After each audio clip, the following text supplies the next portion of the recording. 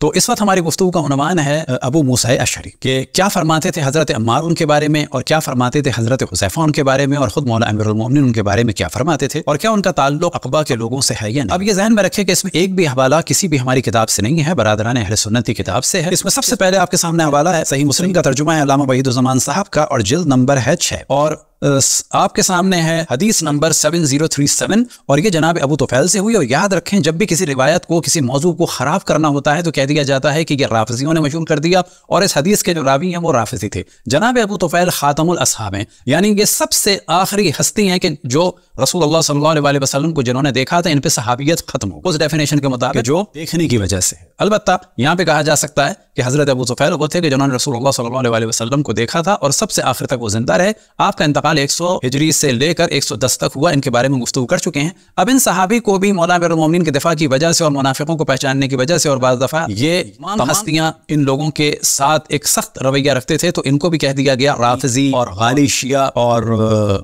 مفرطن فی التشیع۔ کس کو؟ جناب حضرت ابو طفیل کو، عامر بن واصلہ رضوان اللہ تعالی علیہ۔ اب ان سے روایت ہے، ابو طفیل سے روایت ہے کہ عقبہ کے لوگوں میں سے ایک شخص اور حذیفہ کے درمیان کچھ جھگڑا تھا، جیسا لوگوں میں ہوتا ہے۔ وہ بولا کہ میں تم کو خدا کی قسم دیتا ہوں کہ اصحاب عقبہ کتنے تھے؟ لوگوں نے حذیفہ سے کہا، جب وہ پوچھتا ہے تو بتا دو اس کو۔ یہاں سے آپ دقت کریں کہ سامنے ہم نے ہائی لائٹ کیا ہے، پرپل یا نیوی بلو آپ کو نظر آ رہا ہوگا، قال كنا نخبر انهم 14، یعنی ایک شخص ہے کہ جس کا نام نہیں لیا جا رہا کہ وہ کہہ رہا ہے، انہوں نے کہا ہم کو خبر دی جاتی تھی کہ رسول اللہ سے کہ وہ تیرے سوا 14 آدمی ہیں۔ سوال یہ پیدا ہوتا ہے کہ یہ آدمی کون ہے کہ جس کے نام کو یہاں پر چھپا دیا، اور وہاں پر جو ہے روایت میں فقط کہہ دیا ایک شخص اور حذیفہ کے درمیان، فکان بین رجل و اہل العقبہ۔ تو اتنی بات واضح ہے کہ لوگوں اور جناب حذیفہ کے نزدیک، اور جب یہ ہنگامہ ہو رہا تھا، بحث ہو رہی تھی، لوگوں کو پتا تھا کہ یہ شخص اصحاب عقبہ میں سے، اور وہ ایک طرح سے شاید گفتگو کر رہا تھا یہ بتانے کے لیے کہ میں ان میں سے ہوں یا نہیں، وہ اپنے آپ کو چھپانا چاہ رہا تھا۔ اب اگلی جو ہیڈنگ ہے وہ گرین سے ہے، تو یہ کس سے ہے؟ تو یہ ہے جناب حذیفہ سے۔ فَإِن كُنْتَ مِنْهُمْ فَقَدْ كَانَ الْقَوْمُ 15، اگر تو بھی ان میں سے ہے تو وہ 15۔ یہ جملہ کوئی سادہ جملہ نہیں ہے کہ تم بھی ان میں سے ہو تو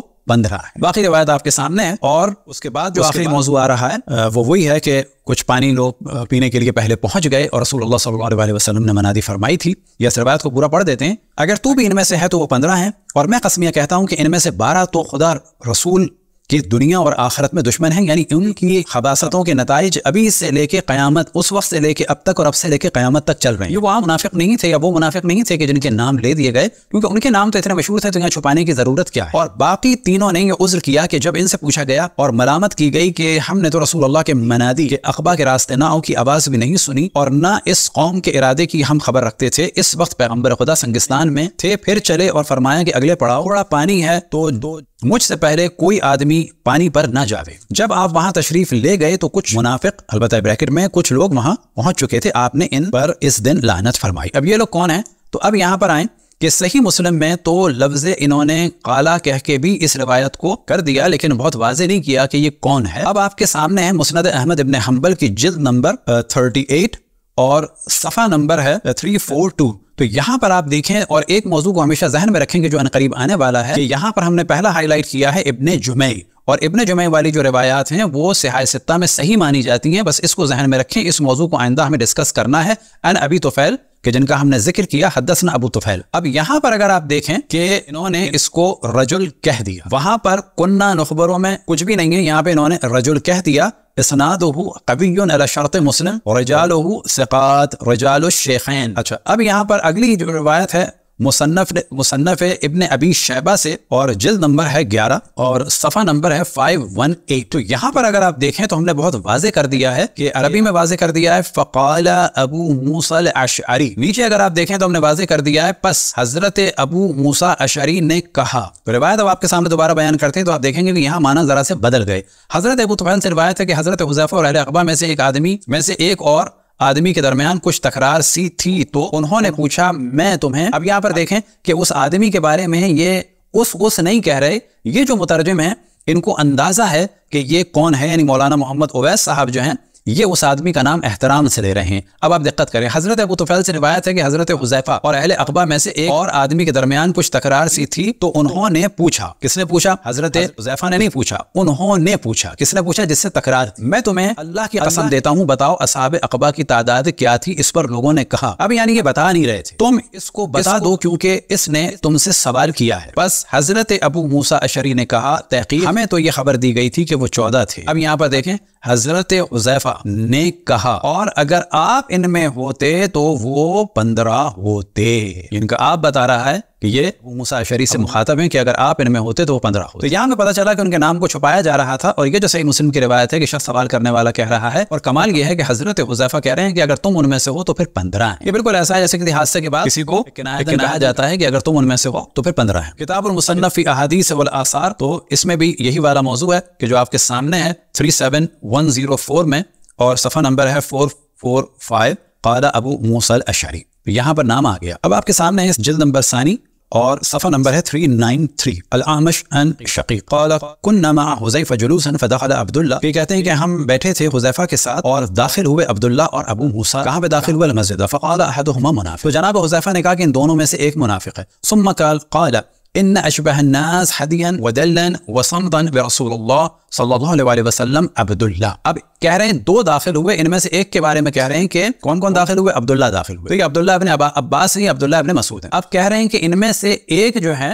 وہ صورت میں، سیرت میں اور اخلاق میں اور آداب میں رسول اللہ جیسے ہیں۔ یہ کس کے بارے میں کہا؟ عبداللہ کے بارے میں کہا۔ نتیجہ کیا ہوا؟ جو دوسرا آدمی ہے ان کے لیے جناب حذیفہ کہہ رہے ہیں کہ یہ منافق۔ اب یہاں پر ریل سے ہم نے ہائی لائٹ کر دیا، لا ریب ان غلاة الشیعہ یبغضون ابا موسیٰ رضی اللہ عنہ لکونہ ما قاتل مع علی، کہہ رہے ہیں کہ شیعوں کے غالی۔ اب آپ دیکھیں کہ اس کیس کو اپنے اسٹرانگ کرنے کے لیے انہوں نے کہہ دیا شیعوں کے غالی۔ مخالف ہے کس کے؟ ابو موسیٰ کے، کیونکہ وہ حضرت علی کے ساتھ نہیں لڑے۔ بھئی شیعوں کے غالی آپ کیوں کہہ رہے ہیں؟ خود حضرت علی ان کے مخالف تھے، کیونکہ یہ اس وقت وہاں پہ گورنر تھے اور یہ جناب عثمان کے دور سے تھے۔ انہوں نے اتنا کیا کہ ان کو نہیں ہٹایا، لیکن جیسے ہی حضرت عائشہ نے بصرہ پہ حملہ کیا اور مولا امیر المومنین گئے تو انہوں نے فوج کی ترسیل روک دی اور لوگوں کو بہکانے لگے کہ علی کے ساتھ جا کے ساتھ نہ دو اور جنگ نہ کرو، جس پہ مولا امیر المومنین نے ہٹا دیا۔ تو ہمیں آپ کیا کہہ رہے ہیں؟ یہ تو اگر آپ چوتھے خلیفہ کو نہیں مانتے تو واضح کہیں وہ مخالفت کر رہے تھے۔ اس کے بارے میں کیا ہے؟ نیچے لکھا ہے رجالہ ثقات۔ اب آپ کے سامنے تاریخ دمشق، اور تاریخ دمشق کی ہے جلد نمبر 32 اور یہاں ایرو لگا ہوا ہے اور صفحہ نمبر ہے 93۔ كنا مع حذیفہ جلوسا فدخل عبداللہ وابو موسیٰ المسجد فقال احدهما منافق قال ان اشبہ الناس حدیا بدلا وصمتا برسول اللہ صلی اللہ علیہ وسلم عبداللہ، کہ دو لوگ داخل ہوئے، ان میں سے ایک ابو موسیٰ اشعری اور ایک جو ہے عبداللہ۔ یہ فرماتے ہیں کہ ایک ان میں سے منافق اور عبداللہ جو ہے سیرت میں، صورت میں، اخلاق میں، آداب میں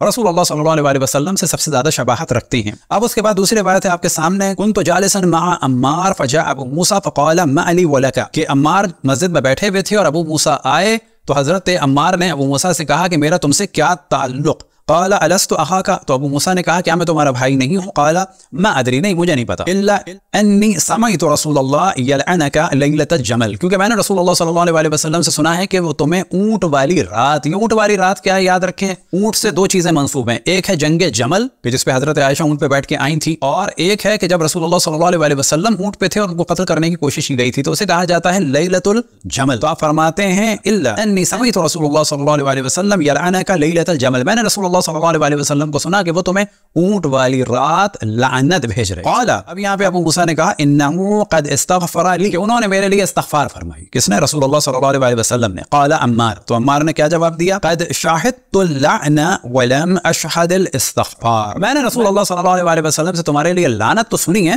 لیکن میں نے ان کو تمہارے لیے استغفار کرتے ہوئے نہیں دیکھا۔ اب آپ کے سامنے یہی والا موضوع ہے، کتاب المعرفۃ والتاریخ اور جلد نمبر 2 ہے اور صفحہ نمبر ہے 771، اور وہاں پر بھی یہی والا موضوع ہے کہ احدہما منافق، کہ آپ مسجد میں بیٹھے ہوئے تھے جناب حذیفہ اور دو لوگ آئے، آپ نے فرمایا دو میں سے ایک منافق ہے، اور جناب عبداللہ ابن عباس یا عبداللہ ابن مسعود کے لیے کہا کہ یہ سب سے زیادہ رسول اللہ صلی اللہ علیہ وسلم سے سیرت اور صورت میں اور آداب میں اور اخلاق میں شباہت رکھتے ہیں۔ اب یہاں پر الاستیاب فی معرفت الاصحاب میں ابن عبد البر ان کے بارے میں گفتگو کر رہے ہیں۔ ابھی کوئی روایت نہیں ہے کہ آپ اس کو ضعیف کہہ کے گزر جائیں، یہ ابن عبد البر کہ جو آپ کے مشہور رجالی ہیں اور انہی کے اوپر احادیث کا آپ کا ڈیپینڈ ہے، تو وہ فرماتے ہیں ابو موسیٰ کے بارے میں وَأَوَّلَهُ عَلِيٌّ رضی اللہ عنہ انہا، کہ علی علیہ السلام نے ان کو یعنی ابو موسیٰ کو کوفے کی گورنری سے، ولایت سے ہٹا دیا تھا۔ فَلَمْ يَظَلْ وَاجِدًا مِنْهَا عَلَى عَلِيٍّ، اور اسی زمانے سے ان کے دل میں علی کے لیے کچھ تھا، یعنی بغض تھا، سیدھی سیدھی بات۔ حَتَّى جَعَ مِنْهُ مَا قَالَ حذیفہ، یہاں تک کہ انہوں نے کیا کیا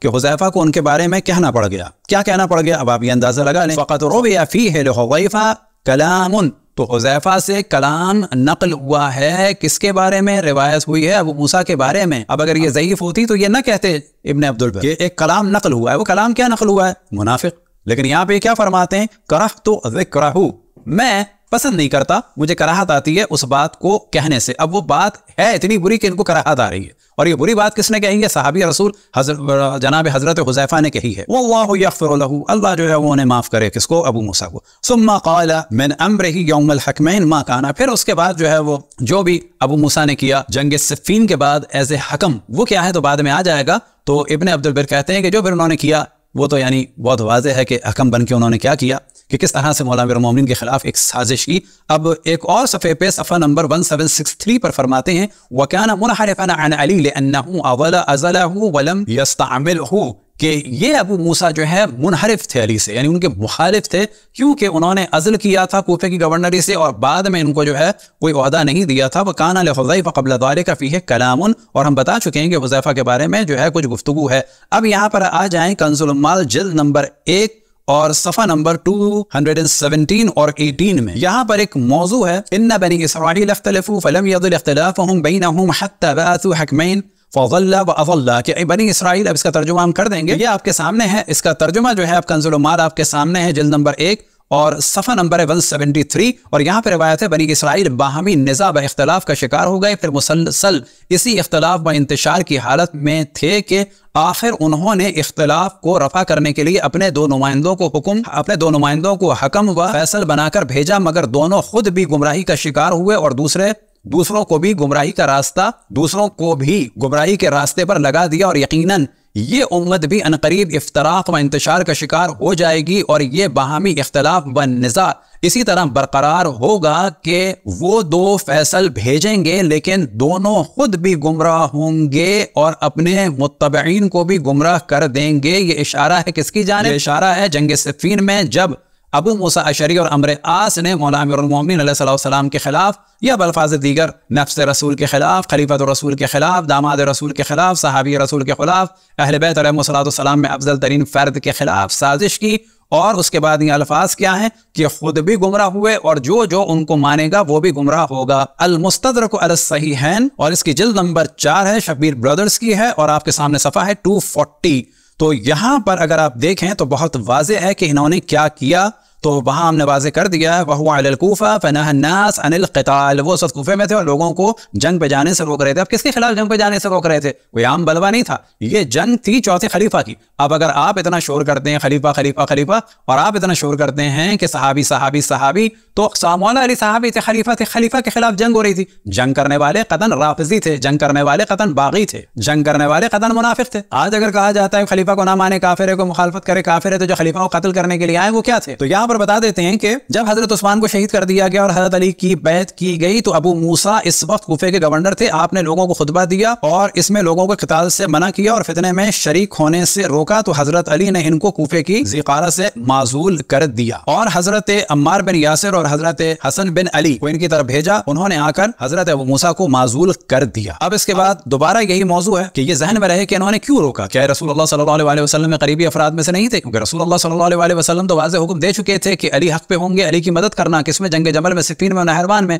اب جب سامنے یہ جنگ ہو چکی ہے تو انہوں نے مدد کیوں نہیں کی؟ تو یہاں پر واضح روایت ہے 4674 میں امر رسول اللہ صلی اللہ علیہ وسلم علی ابن ابی طالب بقتال ناکثین والقاسطین والمارقین، کہ رسول اللہ صلی اللہ علیہ وسلم نے حضرت علی ابن ابی طالب علیہ السلام کو ناکثین یعنی بیعت توڑنے والوں یعنی اصحاب جمل. اب یہ بریکٹ میں خود ترجمہ کرنے والے جو صاحب ہیں وہ فرما رہے ہیں کہ اصحاب جمل کون؟ یعنی حضرت عائشہ اور ان کے فوجی کو ان کو کہا جا رہا ہے بیعت توڑنے والے. یہ کون لوگ تھے جنہوں نے چوتھے خلیفہ کی بیعت کو توڑا؟ قاسطین بغاوت کرنے والے یعنی اہل صفین. یہ کون ہے؟ شام. یہ باغی ہیں. یہ انہوں نے کیوں کہا باغی؟ یہ بالکل وہی چیز ہے کیونکہ رسول اللہ صلی اللہ علیہ وسلم ارشاد فرما چکے تھے یا عمار تقتلک فیۃ باغیۃ، اور اس کے بعد دین سے نکل جانے والوں یعنی خوارج سے جہاد کرنے والے. اب یاد رکھیں کہ خوارج کے لیے زیادہ شور کیا جاتا ہے. خوارج کا جرم یہی ہے کہ حضرت علی سے جنگ کی، تو وہ تو ان دو پہلوؤں کا بھی ہے، لیکن آپ دیکھیں کتنا ٹیکنیکل کام کیا جاتا ہے محبت اہل بیت کو ظاہر کرنے کے لیے کہ خوارج کی مخالفت کی جاتی ہے، لیکن وہی جرم جو خوارج کا دو پہلے لوگوں نے کیا. اور یاد رکھیں